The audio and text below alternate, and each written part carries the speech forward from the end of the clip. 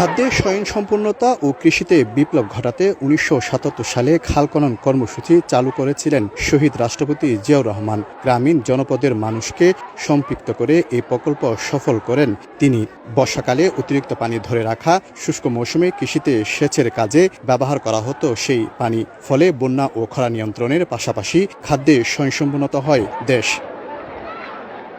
সেই খাল খনন কর্মসূচির অংশ হিসাবে ১৯৮০ সালে জিয়াউর রহমান দক্ষিণ চট্টগ্রামের চন্দনাইশে বরুমতি খাল খনন করেন। ওই সময় খালের পাড়ে একটি বৈঠকখানা স্থাপন করলেও অযত্ন অবহেলায় ভেঙে যায়। ৪৪ বছর পর সেই খাল খননের স্মৃতি ধরে রাখতে শুক্রবার দুপুরে বৈঠকখানাটি নিজ উদ্যোগে সংস্কার করে উদ্বোধন করেন city mayor doctor Shahadat Hossain. বলেন, খালটিও দ্রুত সময়ের মধ্যে সংস্কার করা হবে। খাল খনন কর্মসূচির কোনো বিকল্প নেই। আমরা মনে করি শহীদ প্রেসিডেন্ট জিয়াউর রহমান সেই ১৯৭৮-৭৯ সালে যে খাল খনন কর্মসূচির মধ্যে দিয়ে কৃষিকে বৈপ্লবিক পরিবর্তন ধারণ করেছিলেন এবং যে পরিমাণ খাদ্য মজুদ ছিল যেটা আমরা বিদেশে রপ্তানি করতে পারতাম, এই অবস্থায় আবারও আমাদেরকে আসতে হবে। খাল ও সংস্কার কর্মসূচি দেখতে ভিড় করেন দক্ষিণ জেলার বিএনপি সহ অঙ্গ সংগঠনের নেতাকর্মীরা। ১৯৮০ সালে তৎকালীন প্রেসিডেন্ট জিয়াউর রহমান আড়ালিয়া বিলে হেলিকপ্টারে করে নেমে এই খালটা পুনর্খনন কাজ শুরু করেছিলেন।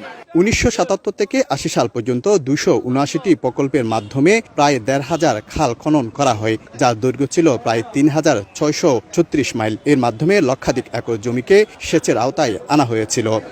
শফিকুল আলম, সময় সংবাদ, চট্টগ্রাম।